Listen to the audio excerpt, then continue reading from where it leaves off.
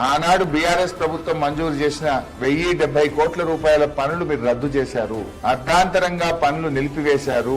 తిరిగి వాటిని పునరుద్ధరించాలని నేను డిమాండ్ చేస్తా ఉన్నా. ప్రభుత్వ వెటర్నరీ కాలేజ్ ఆగిపోయింది, రంగనాయక్ సాగర్ టూరిజం ప్రాజెక్ట్ ఆగిపోయింది, కోమచ్చెరువు శిల్పారామం అర్ధాంతరంగా ఆగిపోయి ఆ పనులు మిమ్మల్ని వెక్కిరిస్తా ఉన్నాయి. సిద్దిపేట నియోజకవర్గ ఔటర్ రింగ్ రోడ్ పనులు ఆగిపోయినాయి. తోర్నాలలో బీఎస్సీ అగ్రికల్చర్ కాలేజ్ బిల్డింగ్ పనులు ఆగిపోయినాయి. మిట్టపల్లిలో ఎస్సీ గురుకుల రెసిడెన్షియల్ కాలేజ్ పనులు ఆగిపోయినాయి. మా స్పోర్ట్స్ స్టేడియం పనులు ఆగిపోయినాయి. 2 టౌన్ పోలీస్ స్టేషన్ భవనం, 3 టౌన్ పోలీస్ స్టేషన్ భవనం, సిద్దిపేట ఇల్లంతకుంట 4 లైన్ రోడ్, సిద్దిపేట కిష్టాపూర్ రహదారి, అదేవిధంగా మల్టీపర్పస్ ఆడిటోరియం, ఇక్కడే బ్లాక్ ఆఫీస్ చౌరస్తాలో integrated veg non veg market. ఈ పనులన్నీ మీరు రద్దు చేసినారు.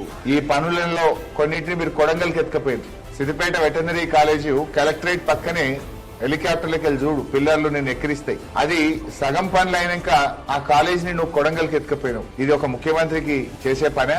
ఏ మొహం పెట్టుకుని సిద్దిపేట వస్తున్నావు? ఇవన్నీ నేను చేసిన గొప్ప ఘనకార్యాలను చెప్పడానికి వస్తున్నావా? నేను అడుగుతున్నది ఏంటంటే, రద్దు చేసిన 1070 కోట్ల రూపాయల పనులను తిరిగి పునరుద్ధరించండి. ఆ పనులు కొనసాగింపజేయాలని మా నియోజకవర్గ ప్రజల పక్షాన్ని డిమాండ్ చేస్తాం.